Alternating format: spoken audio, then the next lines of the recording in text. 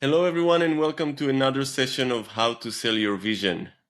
As always, I'm your host, Moti Elkaim, and the purpose of this podcast is very simple: to bring emerging companies the experience of founders who successfully raised funds in today's market and VC partners who are standing on the other side of the table, and to share with you what it is that they are looking for in pitches today.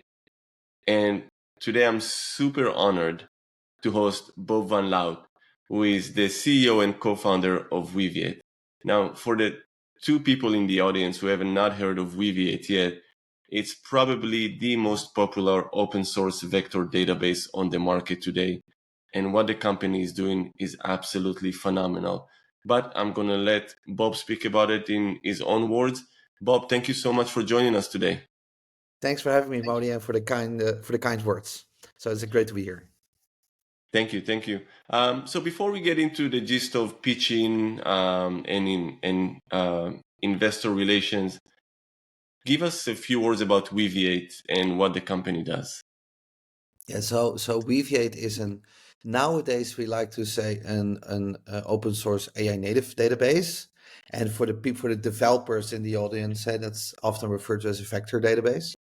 And the reason that we started Weaviate was because, and that's 5 years ago, we saw the machine learning models. They came back into prominence, and they use this data type called vector embeddings, and that's where it came from. That's why we started Weaviate. But then so much happened because everybody, I guess, listening to this knows what's happening with AI, and turned out that these vector databases, because they were like sitting next to these machine learning models, started to play like a really very important role in how developers are creating AI native applications. So that's what Weaviate is, and it's a database that is used by developers to build AI native applications. Okay, sounds wonderful, and congrats on the round B raise. Very phenomenal raise that you were able to execute. So I always like to start with the hard questions and then save the easiest questions for last. Um, let's say you are now meeting a founder who is preparing for their B round for the very first time. They've done the C, they've done the A, they're getting ready for B. What would be your number one advice for that founder?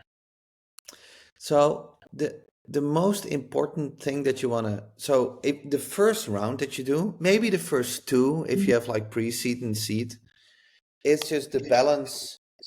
Vision metrics is 100% to zero, right? So it's Right. like or maybe like 90-10%, maybe something like that. But the thing is, like, you have an idea, you have a vision, and that's what you're selling. In my case, we work open source, so then open source plays a role there as well. There's a little bit of traction. There's just something there, right? And you try to get people excited for the thing that is there. And what basically is happening is, over time, the further you get as a business, the more that starts to balance out, right? Right. That does not mean it doesn't mean that the vision is at some point never, it's like not important anymore.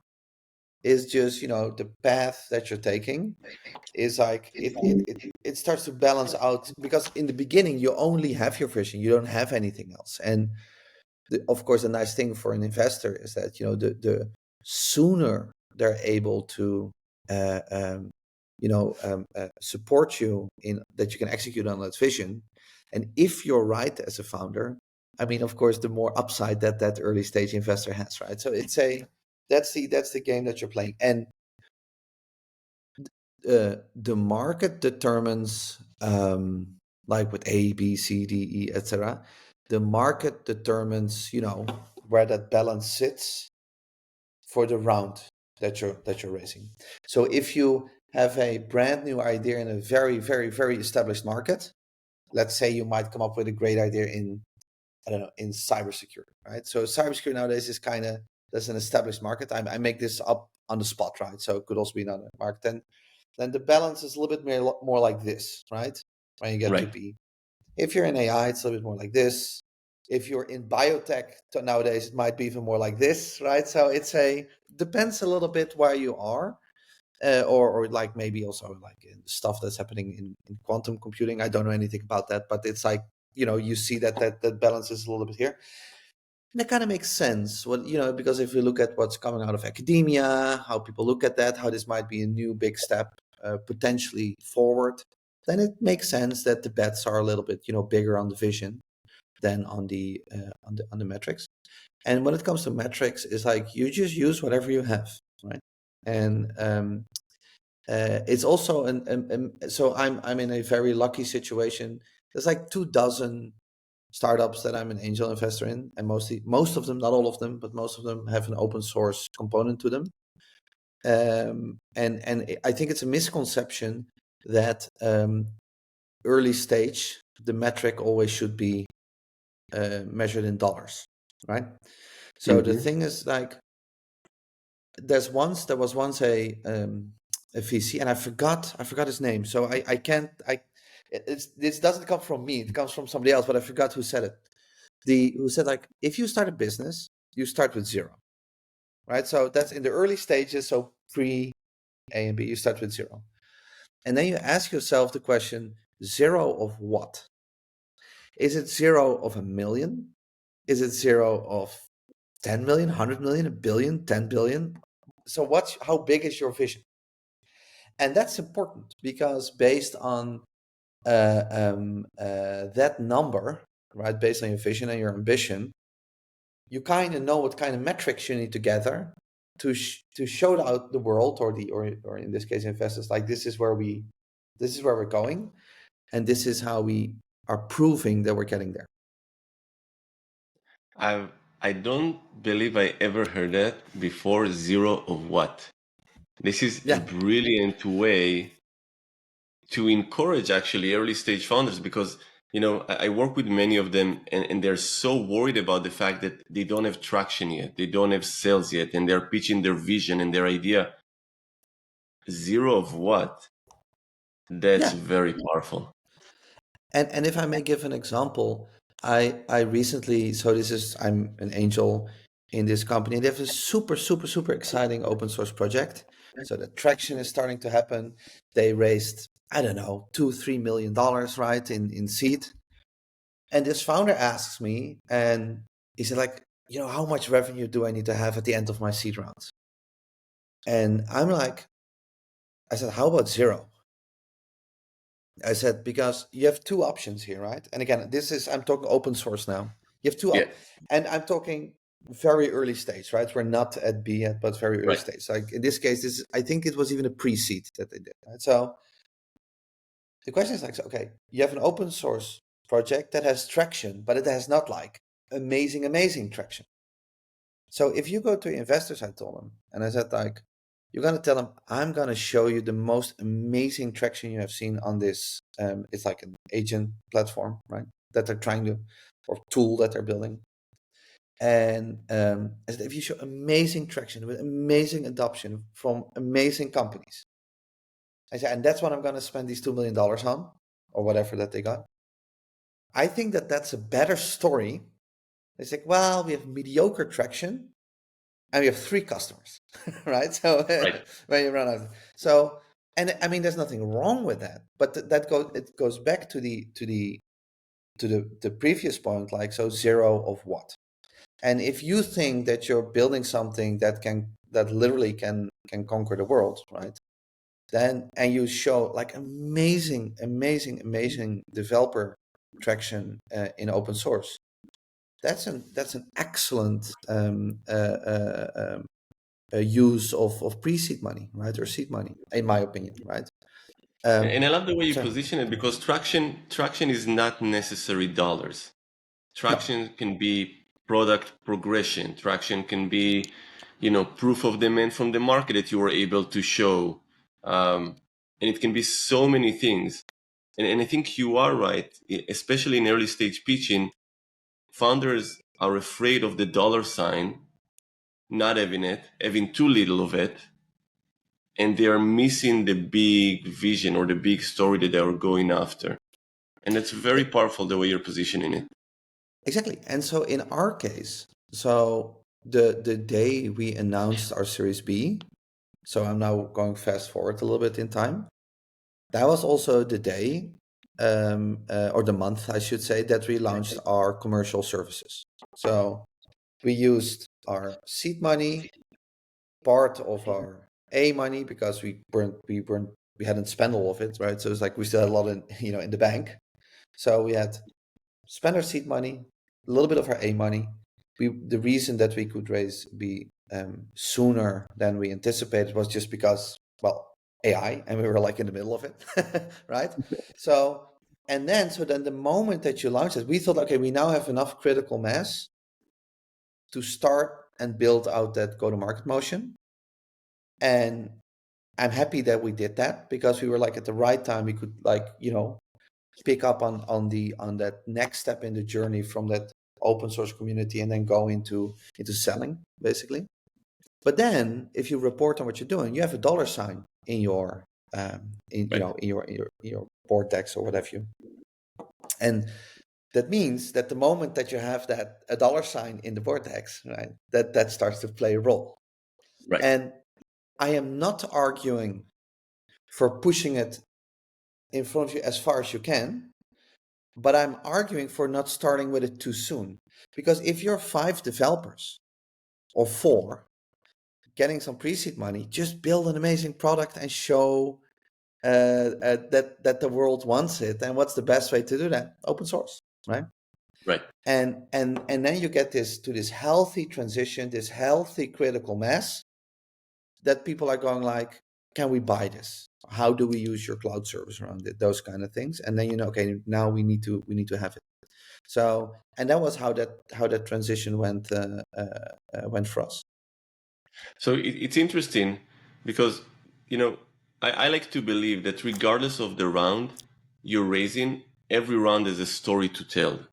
And maybe for Weaviate, if I'm hearing you correctly, you had a tipping point for your B round because you're launching now your commercial services.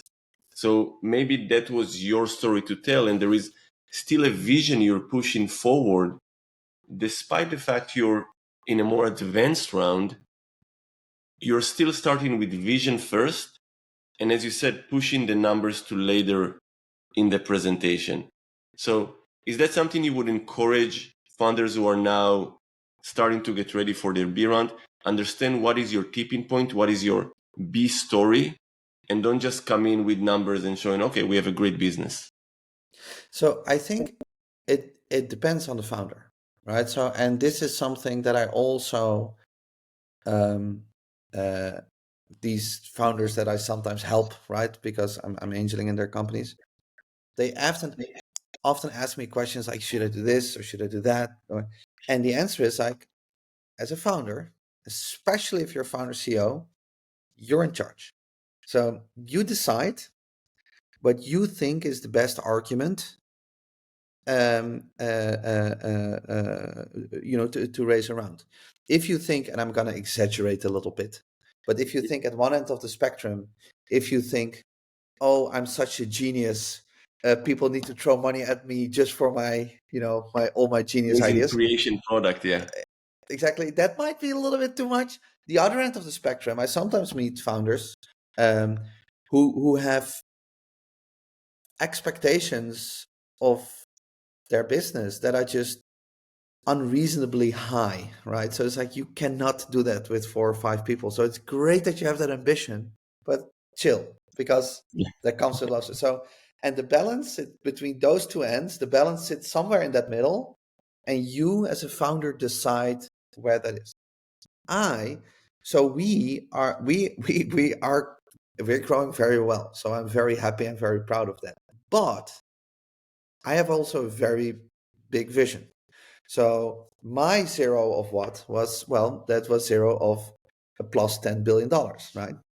So we're doing very well, but I'm not at $10 billion yet, right? so the thing is, so I need to also tell a little bit of vision, because if people tell me, well, Bob, you're doing great, or the business is doing great, but you're not at 10 billion yet, how are you going to get there? And then I need to talk about how I want to get there, right? So that's that balance between vision and numbers. But when you speak about the zero of what and where you want to go, there is the traditional way that founders often like to present those by, this is the total available market. It's a 500 trillion whatever market, and we're going to take part of it. I personally never liked the TAM style because I found them to be a bit meaningless. How do you do, or do you pitch the zero of what in a grounded way and not just kind of throwing out numbers to, get your investors hooked? How do you keep it real but yet visionary? So that's a really good question. So the what I agree with you that the problem or the challenge with the TAM slide, especially early on, is so I'm in the database market, and I might have the number off, but I believe that the recent TAM that I saw was like for next year was like 240 billion or something. If you just if you're very early stage, I'm not talking about B, but you're very early stage, right? And you go like, this is how much we're going to capture of the 240 billion market. That's like, well, let's just, Yeah, that's great, but that's cute, but yeah. yeah, exactly. So how I use that is that I try to get a reasonable understanding of how the business needs to grow. So especially the subsections of the market are very interesting, right? So in my industry, in infrastructure, there's this interesting thing, and that is all these companies are founded on breakthrough technology, right, to achieve it. But the existing players that grow really big, they have that at the core of what they're doing, but that's not how they grow as big as they do. So let me give you an example, right? So the example that I always like to use in my company is GitHub, right? So GitHub started with this breakthrough piece of technology, was open source, came from Linus Torvalds, which is Git. This is how we, do version control over our software. And GitHub has this idea. I believe that the original idea is something, we can turn it maybe into like, kind of social media kind of platform where developers can show their software. That's great, right? And that's it, you can start there. But then if you really need to grow into this bigger developer platform, that comes with a lot of additional vision. And you don't do this from day one, but you keep growing step by Right. step by step. So to answer your question, the, the TAM is not that interesting. Very early stage. What's more interesting is like, what niche are you in? How are you going to conquer that niche? And then how you're going to expand the niche, right? And I think that's more interesting. So in the case of Weaviate, we started as like a vector database, and at the heart of the software that's on GitHub, that's still the vector database, right? That hasn't changed. That is also what you see on GitHub. But the reason that you see on our website AI native database is because we learned what all these developers are building on top of our application, what we call AI native applications. That there were many Yeah. other ways how we could help them as well around the core database, like GitHub did around Git. And then you Fascinating. grow, right? That's fascinating. That's absolutely fascinating. Um, you've been on both sides of the table as an investor and as a founder CEO who is raising funds. Let's go back to the raising funds part for a second, and specifically the B round.